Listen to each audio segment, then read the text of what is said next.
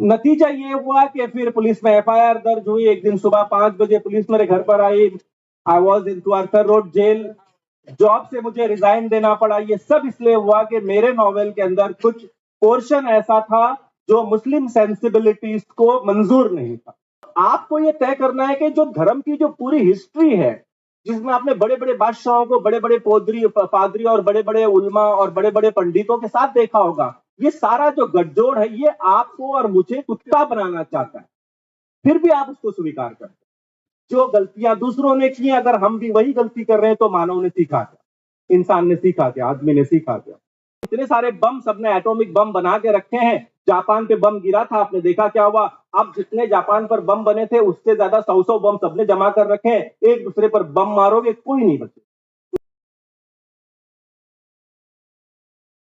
दोस्तों, मेरे लिए बहुत मुश्किल है कुछ कहना।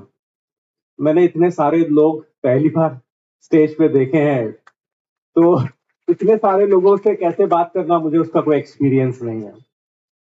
लेकिन कुछ बातें हैं जो कहनी जरूरी हैं। एक तो मैं मराठी हूं, कोंकणी हूं, आणि जर मी कोकणीत बोलला तर तुमच्या लोकांना समजात येईल, कारण आमची कोकणी मराठीची थोडी अलग आहे, पण मराठी सारखीच आहे. म्हणजे माझ्या आईलाच खाली कोकणीच येत होती आणि माझ्या बाप्पालाच पण कोकणीच येते. आम्ही घरात कोकणीतच बात करतो. बाहेर मी जाऊन उर्दू शिकलो आणि मग उर्दू मीडियमच्यात गेल्यावर उर्दू लिकूला लागलो. पण माझं मोठो भास आणि माझी बहिणीच ते अजून मराठीतच पडले शिकलेली आहेत आणि ती मराठीच बोलतात आणि आम्ही घरात कोकणीच बोलतो. आणि ही आपली एक महाराष्ट्राची पद्धत आहे, ही आपलं एक कल्चर आहे. इथे मी ऐकलं, मला माहिती पडलं मराठीची इथे पण एक शकल आहे, आयरीनी बोलता तुम्ही लोक, आणि ती पुण्यावाद्यांना ती अलगच वाटेल. तशी आमची कोकणी तुम्हाला अलग वाटेल. पण जरा तुम्हाला खाली कोकणी तो टच दाखवण्यासाठी आणि एक महाराष्ट्राच्या आपल्या मातीची जी खुशबू आहे, जी कोकणातली आणि कोकणात आमच्या हापूसची खुशबू तर तुम्हाला माहिती आहे, तशीच आमच्या कोकणीची खुशबू है। लेकिन आज एक और बहुत ही अहम वाकया मेरे साथ हुआ है। मेरी जिंदगी में जो 5-6 इंपॉर्टेंट मेमोरीज हैं, मुझे लगता है उसमें से एक होगा। और वो ये है कि जो पालकी निकली थी उसको मुझे कंधा देने का मौका मिला। और ये जो पालकी थी ये किसी धार्मिक ग्रंथ की नहीं थी, ये संविधान थी। अब संविधान क्या है ये मुझे बताने की आपको जरूरत नहीं है, लेकिन संविधान पर जो पालकी चली है आज हमने उसे कंधा दिया है। याद रखना, एक दिन उस संविधान को बचाने के लिए आपको अपनी छातियों की और गोलियां भी खानी पड़ेगी, क्योंकि वो संविधान जो है और उसकी जो आत्मा है वो आत्मा ये है, आजादी, बोलने की आजादी, सोचने की आजादी, जो हमारा संविधान हमें देता है। और ये आजादी हमसे कौन छीनना चाहता है ये आपको पता है। तो जब हम पर हर तरह से हमारे बोलने पर, सोचने पर, देखने पर, स्टेज ड्रामा करने पर, फिल्म बनाने पर, नॉवेल लिखने पर जो पाबंदियां लगाई जाएंगी, तो उससे पहले उनको इस संविधान में कुछ ना कुछ करना पड़ेगा। और जब वो ऐसा करने आएंगे तो हमको सबको ये सोचना होगा कि हमारे कंधे पर ये संविधान है और हमारी छाती के अंदर ये संविधान है। और जब तक हम इसको बचाएंगे, हम भारत की आत्मा को बचाएंगे, हम उसको बचाएंगे। लेकिन विडंबना दूसरी है, अब मैं उस पर आता हूं। 2004 में महाराष्ट्र असेंबली में आर पाटिल जब होम मिनिस्टर थे तो मेरे खिलाफ कमीशन बैठता है मेरे पहले नॉवेल पर। और जब पहला नॉवेल मेरा छपा था तो मैं अंजुमन इस्लाम नाम के एक बहुत बड़े माइनॉरिटी कॉलेज में पढ़ाता था, जूनियर कॉलेज।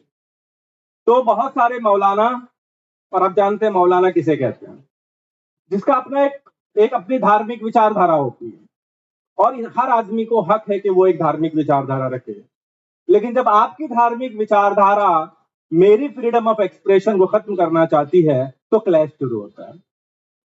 तो एक और मिनिस्टर थे आर पाटिल, और हमारे बहुत सारे मौलानाज, इंग्लिश में उनको मौलानाज बोलने का मजा ही कुछ और है। तो ये सब इन्होंने मीटिंग्स लिया, बहुत कुछ हुआ, और हमारा उर्दू न्यूज़पेपर बहुत एक्टिव था। It runs campaign like anything. मेरे खिलाफ उन्होंने बहुत कैंपेन की। यानी जितना एक नौजवान लेखक को जितना बदनाम कर सकते हैं, अगर आपको सीखना है तो आपको उर्दू अखबार पढ़ना चाहिए। नतीजा ये हुआ कि फिर पुलिस में एफआईआर दर्ज हुई। एक दिन सुबह 5 बजे पुलिस मेरे घर पर आई। I was in Arthur Road jail. Job से मुझे रिजाइन देना पड़ा। ये सब इसलिए हुआ कि मेरे नॉवेल के अंदर कुछ पोर्शन ऐसा था जो मुस्लिम सेंसिबिलिटीज को मंजूर नहीं था। अब Muslim sensibilities, Hindu sensibilities, Christian sensibilities, सारी सेंसिबिलिटीज का रिस्पेक्ट करना चाहिए, लेकिन दूसरे की आजादी को वो एक्सेप्ट नहीं करते। प्रॉब्लम यहां शुरू होता है। 16 साल के बाद, 10 साल के बाद वो केस कोर्ट में खत्म हुआ और मेरे नॉवेल पर जो इल्जाम लगा था वो भी खत्म हुआ। लेकिन इस सफर में मैंने सीखा as a writer, as a Marathi writer, as a Urdu writer, as an Indian writer, as a writer who belongs to everything, everybody, के बहुत सारे फोर्सेस हैं विद इन कम्युनिटीज जो कॉन्स्टिट्यूशन की आत्मा के खिलाफ है, जो आपकी बेसिक फ्रीडम, सोचने की फ्रीडम है, उसके खिलाफ है। मुझे नहीं लगता है कि कोई किताब, कोई ड्रामा किसी को हर्ट कर सकता है। आपके पास आजादी है उसे नहीं देखने की, नहीं पढ़ने की। आप अपनी आजादी का इस्तेमाल क्यों नहीं करते? एक फिल्म पर अगर आपको आपत्ति है, मत देखो। किसने कहा आपको देखो? लेकिन आप ये कहोगे कि इस देश में ऐसी फिल्म नहीं बनेगी, तो आप इस देश को पाकिस्तान बनाओगे, तरक्की याफ्ता हिंदुस्तान नहीं बनाओगे। तो हमको तय करना है कि हमको अपने देश को, जिसके पास एक जबरदस्त दुनिया का संविधान है जो हर तरह की आजादी को कबूल करता है, उस संविधान ने जो हमको सारे अधिकार दिए हैं, आहिस्ता आहिस्ता के हमें वो अधिकार कम करके हमको अपने कंट्री को सऊदी अरबिया, बर्मा और पाकिस्तान और दूसरी जो तबाह हाल कंट्रीज हैं, इराक, सीरिया, इनकी तरह बनाना है। तो भारत का जो मॉडल है, वो मॉडल जब तक उसकी आत्मा के साथ रहेगा, आजादी के साथ रहेगा, बोलने और सोचने की आजादी के साथ रहेगा, मुझे लगता है हम आगे बढ़ेंगे। अब दूसरी बात, सामे गुरुजी से आपका भी गहरा रिश्ता है, इस शहर का गहरा रिश्ता है, मराठी साहित्य का गहरा रिश्ता है। और आज उनकी जो कविता से जो एक लाइन निकली है, उस पर हम मिल बैठकर बातें करना चाह रहे हैं, और वो ये है कि इंसानियत हमारा धर्म है, बल्कि इंसानियत ही सबका धर्म है। तो सोचना ये चाहिए कि इंसानियत ही जो धर्म है, और उसके अलावा जितने धर्म है, मेरा तो अपना पर्सनल ओपिनियन है कि वो आदमी ने बनाए हैं। आदमी बुनियादी तौर पे एक जानवर है, और मुझे ऐसा लगता है जितने जानवर हैं उनमें सबसे खतरनाक जानवर आदमी है। और ये इतना खतरनाक जानवर है कि ये दूसरे जानवरों को भी खाता है और अपने जैसे दिखने वाले जानवरों को भी खाता है। तो इस आदमी ने, और इसकी जो साइंस के स्टूडेंट्स हैं वो समझ सकते हैं इस बात को, कि जो हमारा इतिहास है मानव जाति का इस प्लानेट पर, weather it is in Africa, Europe, Asia, south Asia, ये एक ही आदमी है, एक ही इंसान है जो इस प्लानेट पे, एक प्रजाति होती है जैसे किसी एनिमल की, वैसे ही हमारी एक प्रजाति है। लेकिन फिर जब इस आदमी ने सोचना और बोलना शुरू किया, लिखना शुरू किया, और ये इसका जो स्ट्रगल, ये 10,000 वर्षों से ज्यादा का नहीं है, साढ़े 7-8 हजार वर्षों में लिपि आई है सारी भाषाओं की, जिसके बेसिक जो हमको ट्रेसेस मिलते हैं।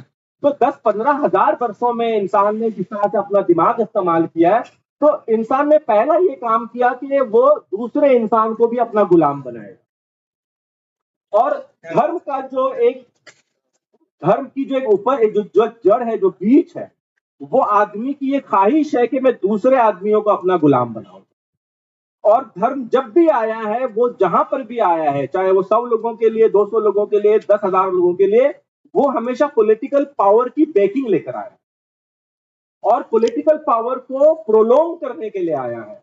जितने भी धर्म है, आप उन सबकी स्टडी करके देख लीजिए, whether it is Judaism, Christianity, Islam, जो भी रिलीजन है, पैगानिज्म, जो भी है, ये जिस जिस जगह पर आया है, ये जहां चाहे कभी किताब को लेकर आया है, कभी किताब के बगैर आया है, कभी कल्चर को लेकर आया है, लेकिन इसका मेन एम्बिशन होता है दूसरे आदमी को अपना गुलाम बनाना, और दूसरे आदमी की जो पूरी आजादी है, उस आजादी को खत्म करके उसको एक वफादार कुत्ता बनाना, जो स्टेज पर बैठे हुए जो भी उस जमाने का जो बादशाह होगा, प्राइम मिनिस्टर होगा, सीएम होगा, कारपोरेटर होगा, उसके खिलाफ एक भी शब्द ना बोले, उसका बोला हुआ हर बात को एक्सेप्ट करे। तो आपको ये तय करना है कि जो धर्म की जो पूरी हिस्ट्री है, जिसमें आपने बड़े बड़े बादशाहों को, बड़े बड़े पादरी और बड़े बड़े उलमा और बड़े बड़े पंडितों के साथ देखा होगा, ये सारा जो गठजोड़ है ये आपको और मुझे कुत्ता बनाना चाहता है, फिर भी आप उसको स्वीकार करते हैं।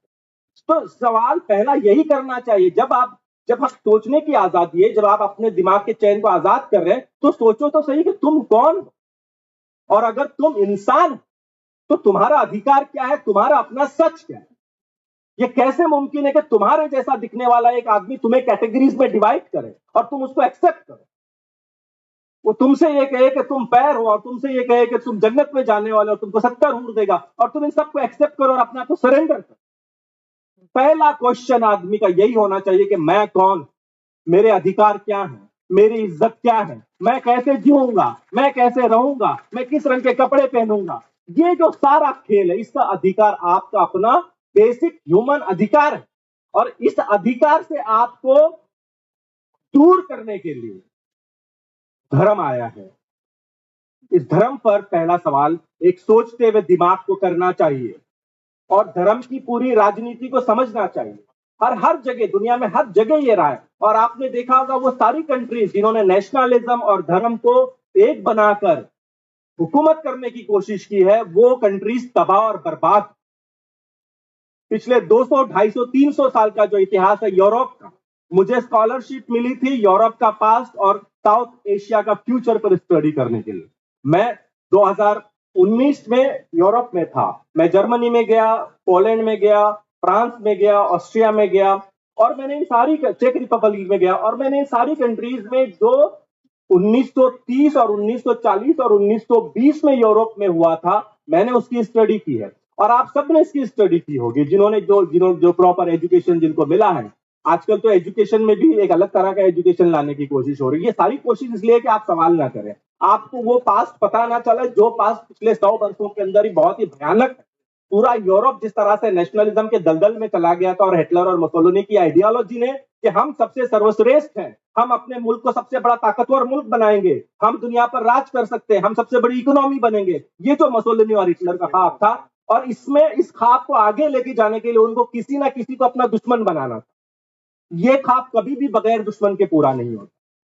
सुपर पावर बनने का ख्वाब हमेशा आपको एक दुश्मन पैदा करने पर मजबूर करता है, जो हमने यूरोप की हिस्ट्री में देखा है। तो उन्होंने टारगेट किया यहूदियों को, अल्पसंख्यकों को, सेक्सुअल माइनॉरिटीज को, और सिंधीज को, जो यहाँ से माइग्रेट होकर वहां पर गए थे और अलग एक ट्राइबल कम्युनिटी के तौर पर जी रहे थे, और लाखों लोगों को कत्ल किया ताकि एक सुप्रीम स्टेट बना सके।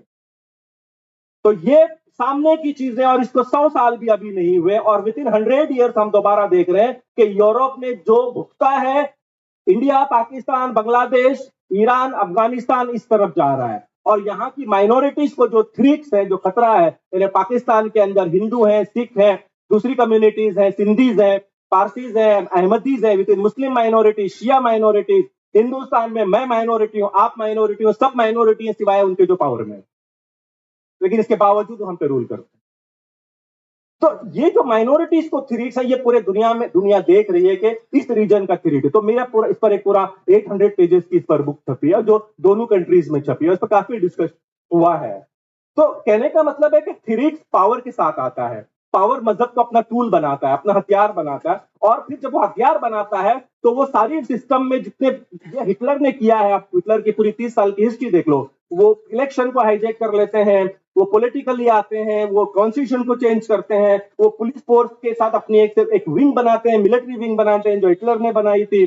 उसके बाद वो जुडिशरी में जो जजेस उनके हम ख्याल नहीं होते, उनको टारगेट कर देते हैं, उनको निकाल देते हैं। अपने जजेस जुडिशरी को पूरे तरीके से हिटलर ने चेंज कर दिया था। उसके बाद सबसे पहला टारगेट जर्नलिस्ट और राइटर।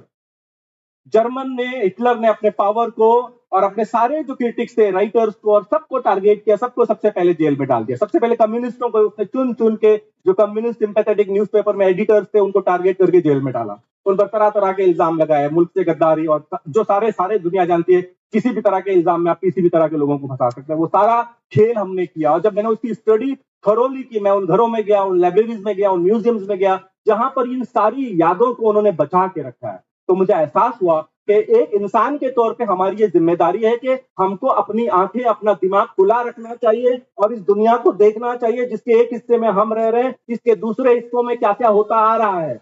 जो गलतियां दूसरों ने की, अगर हम भी वही गलती कर रहे हैं तो मानव ने सीखा क्या, इंसान ने सीखा क्या, आदमी ने सीखा क्या। और मुझे नहीं लगता कि, और इस नॉवेल में मैंने महाभारत की कुछ चीजें इस्तेमाल की है। महाभारत का एक बड़ा अजीब लेसन है जिसको शायद हम नहीं समझ पाते हैं, और मुझे ऐसा लगता है कि जो मैंने किताब में लिखा है और इसकी तरफ बहुत सारे स्कॉलर्स ने ध्यान भी दिया है कि इतनी इंटरेस्टिंग किताब है ये, और मुझे लगता है कि दुनिया के बड़े लिटरेचर में से एक बड़ा लिटरेचर, इसको पढ़ना चाहिए अलग तरह से और डिटेल में पढ़ना चाहिए। अगर हमने महाभारत से सबक नहीं सीखा एज ए इंसान, तो हम दूसरी किसी भी किताब से सबक नहीं सीख सकते। और वह सबक है कि आदमी किसी भी बहाने से अगर दूसरे आदमी को कत्ल करता है, उसके खिलाफ जंग करता है, उसको खत्म करना चाहता है, तो वो पछताता है और रोता है। तो महाभारत से हमको सीखना चाहिए कि विवाद का सॉल्यूशन वॉर नहीं है।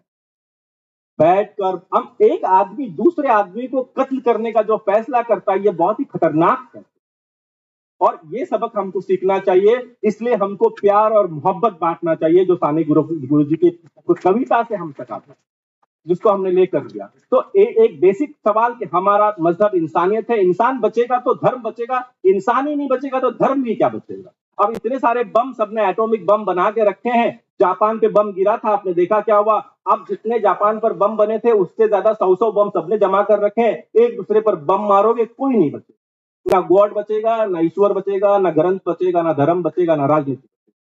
और मेरे नॉवेल में तो 2075 में तो मैंने ऐसा क्लाइमेक्स तो यही लाया है कि ये दोनों जो पागल कंट्रीज है, जिनको दोनों को अपने मजहब की सुप्रीमेसी की तरह की गवर्नमेंट बनानी है, वो दोनों बाद में जाके क्लैश करते हैं और सारे साउथ एशिया के बड़े शहर खंडर पे तब्दील हो चुके हैं। तो हमको ये तय करना है, और हमको इस मुल्क को और इस पूरे रीजन को और इस पूरी दुनिया को, क्योंकि हर जगह का इंसान प्यार, मोहब्बत और अमन और सुकून से रहना चाहता है, तो वो धागे हमको बांधने हैं कहीं से अगर टूट गए हो तो। और हमको लोगों को करीब लाना है। जात, मजहब, धर्म, ये बहुत छोटी चीजें हैं, इनसे बहुत ऊपर उठ के एक दूसरे को सीने से लगाना है और नफरत को कम करना है। हालांकि आजकल नफरत करने वाले को ही पैसा मिल रहा है और टिकट मिल रहा है और पार्टी का सारा उसका ही हो रहा है। लेकिन ऐसे माहौल में भी मुझे लगता है, as a writer, as a activist, as Ambedkar से मोहब्बत करने वाला, एज ए गौतम बुद्ध से मोहब्बत करने वाला, एज अपने मिट्टी, अपनी जबान, अपनी कोंकणी और अपनी नदियों से प्यार करने वाले इंसान के तौर पर मुझे लगता है कि हमको इंसानियत के लिए खड़ा होना है और एक दूसरे को गले लगाकर आगे चलना है।